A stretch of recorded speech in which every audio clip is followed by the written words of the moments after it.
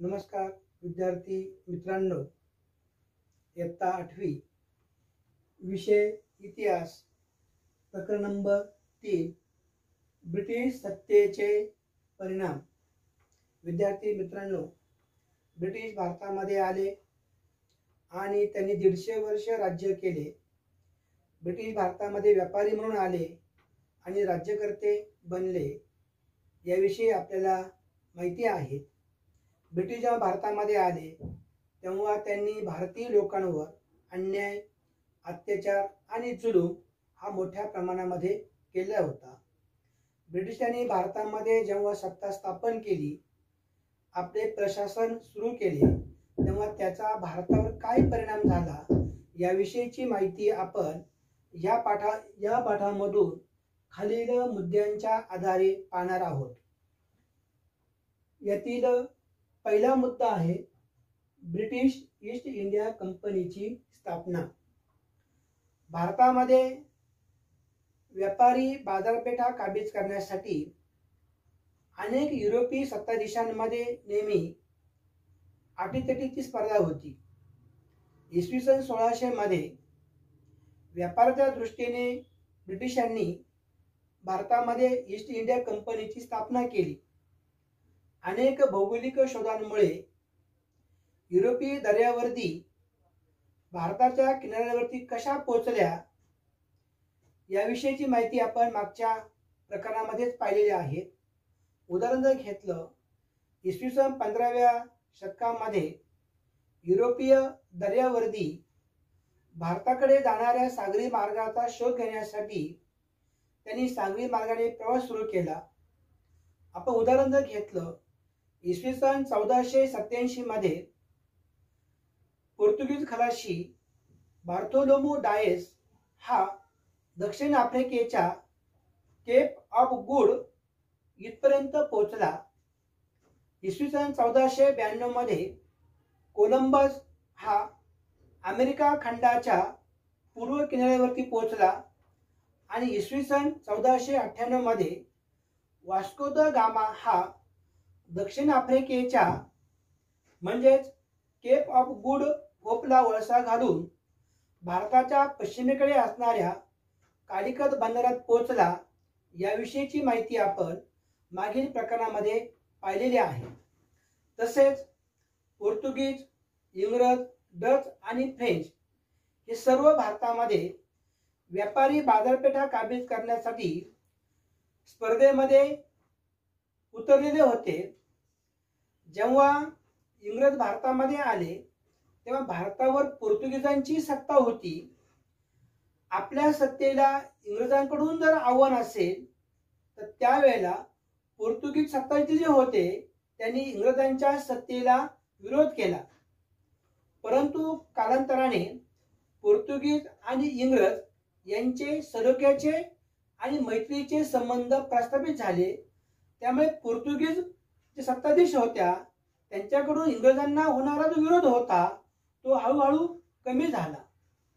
ब्रिटिशांना फक्त French, Dutch आणि स्थानिक जे सत्ताधीश जे होते यांच्याशी विरोध करताना मोठ्या प्रमाणामध्ये संघर्ष करावा लागला होता।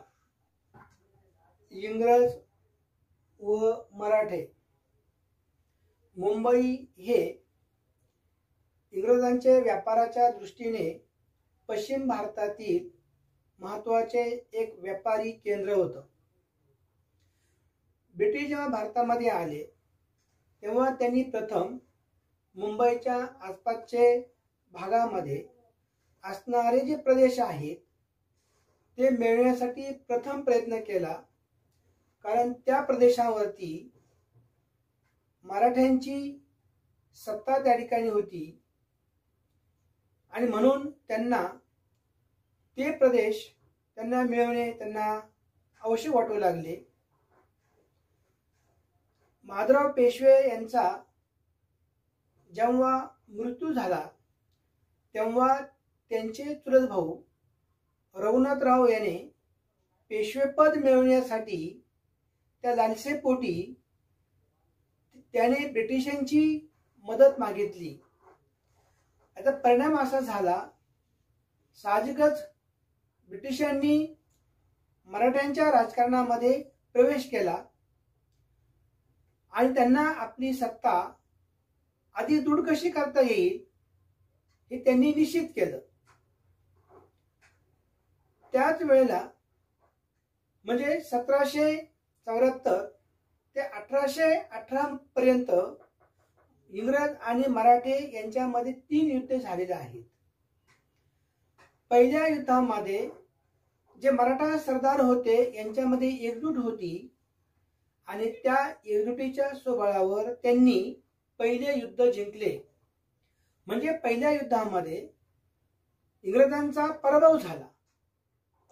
पुढे त्याप्रमाणे 1782 मध्ये सालबाईचा तह झाला आणि त्या ठिकाणी मराठे व इंग्रज यांच्यामध्ये झालेलं पहिलं युद्ध त्या ठिकाणी संपले. तैनाती होऊ इसवी सन 1798 मध्ये लॉर्ड वेलेस्ली हा भारताचा गव्हर्नर जनरल म्हणून भारतामध्ये आलेला होता. भारतावर इंग्रजांचं वर्चस्व प्रस्थापित व्हावं म्हणून त्यांनी आपले पहिले धोरण निश्चित केले. लॉर्ड वेलेस्लीनं भारतीय सत्ताधीश जे आहेत त्यांच्याशी त्यांनी प्रथम तैनाती फौजेचा करार केला.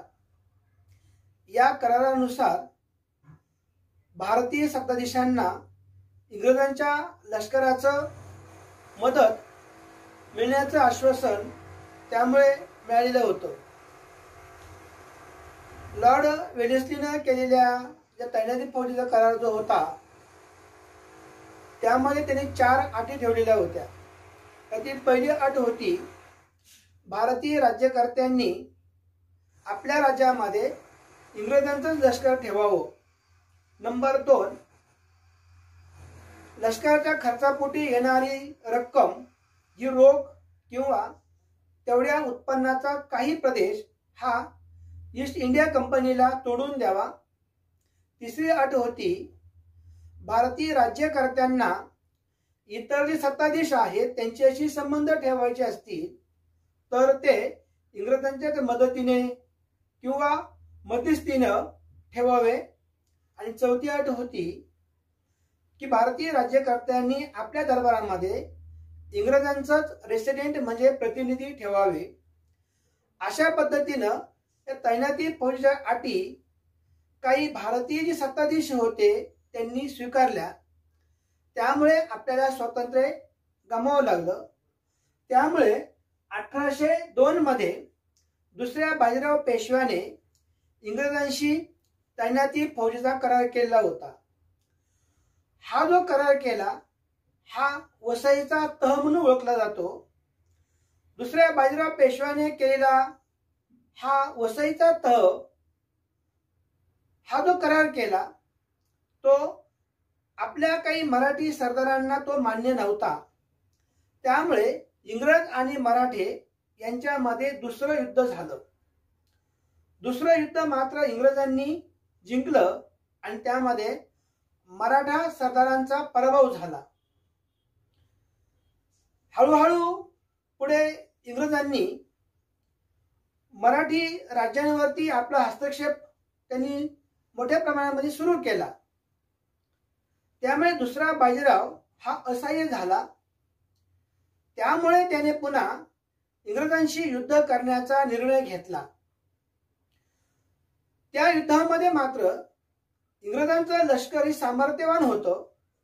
त्यामुळे तिसऱ्या युद्धामध्ये पुन्हा एकदा इंग्रजांचाच विजय झाला आणि मराठ्यांचा त्या ठिकाणी पराभव झाला. अशाच वेळेला 1818 मध्ये दुसऱ्या बाजीराव पेशव्याने इंग्रजांशी शरणागती पत्करली. त्यावेळेला मुघलांची राजधानी दिल्ली यावर दौलतराव शिंदे यांची सत्ता होती. म्हणजे दिल्लीचा राज्यकारभार हा दौलतराव शिंदे यांच्या नियंत्रणाखाली होता. त्यावेळेला इंग्रजांनी दौलतराव शिंदेच्या फौजेचा पराभव करून जनरल लेक या अधिकाऱ्यानं मुघल बादशाला ताब्यात घेतलं आणि हिंदुस्थान ताब्यामध्ये घेतला. छत्रपती प्रतापसिंह पेशवाईचा शेवट झाला असला तरी सातारच्या गादीवर छत्रपती प्रतापसिंह हे बसलेले होते, म्हणजे तिथला राज्यकारभार हा त्यांच्या नियंत्रणाखाली होता.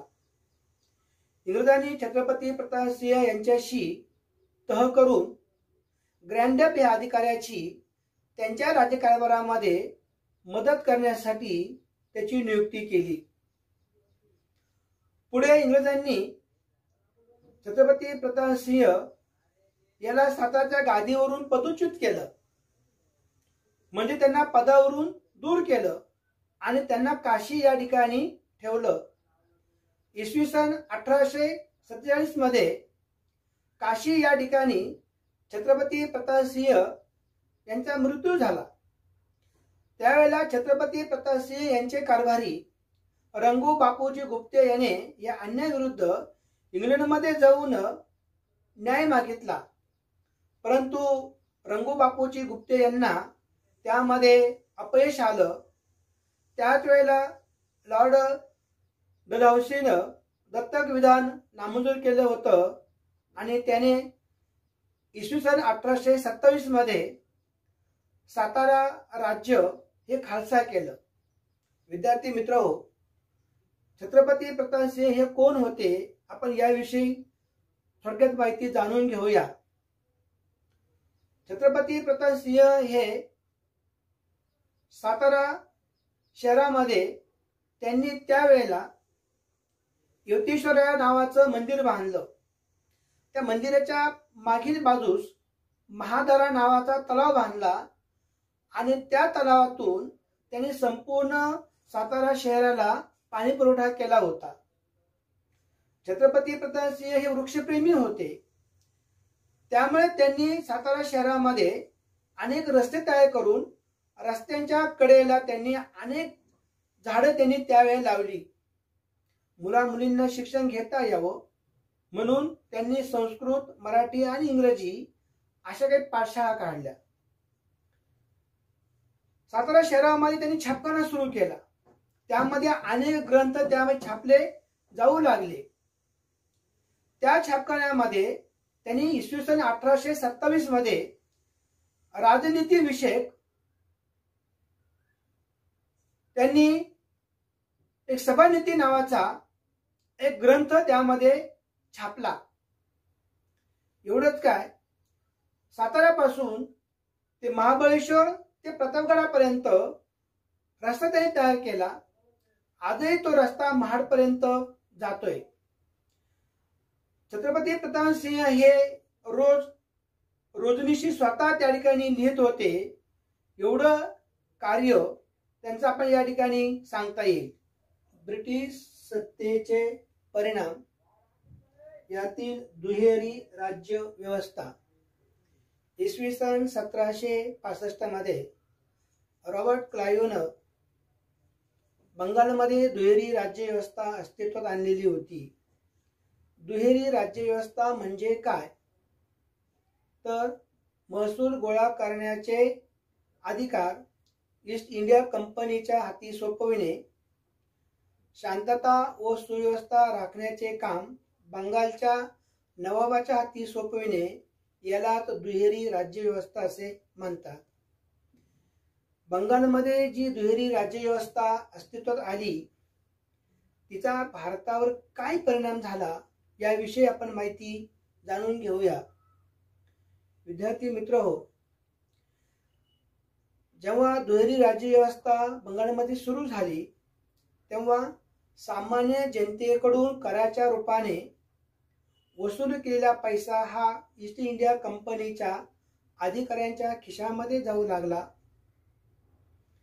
भारतामध्ये व्यापारविषयक असणारा मागता हा फक्त ईस्ट इंडिया कंपनीचाच आहे. याविषयी इंग्लंडमधील व्यापाऱ्यांना या कंपनीविषयी हेवा वाटू लागला.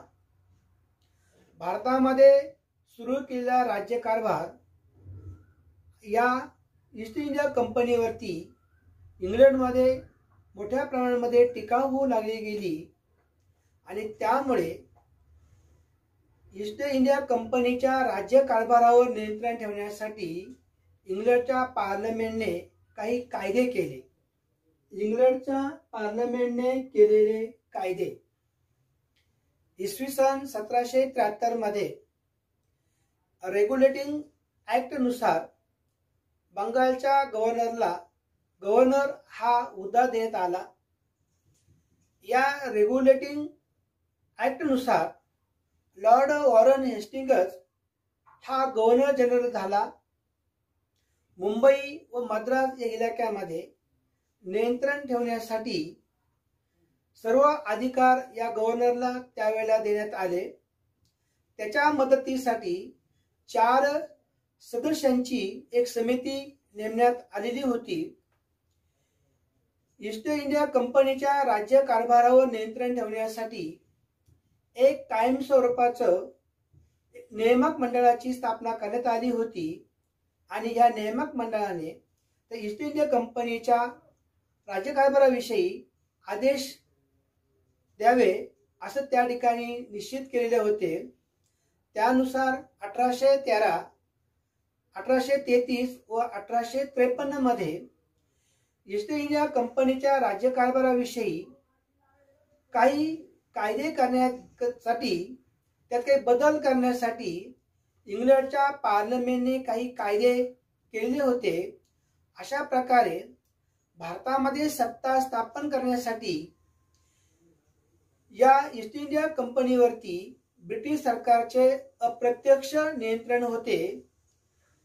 त्यामध्ये भारतामध्ये सत्ता करत असताना या ब्रिटिशांनी प्रशासकीय दृष्ट्या एक महत्त्वाची रूढ पद्धत भारतामध्ये सुरू केली होती. त्यानुसार प्रशासनासाठी त्यांनी पोलीस दल, लष्कर, मुलकी लोकशाही आणि न्याय व्यवस्था सुरू केली होती. म्हणजे भारतामध्ये प्रशासन करण्यासाठी हे महत्त्वाचे 4 आधारस्तंभ हे ब्रिटिशांचे होते.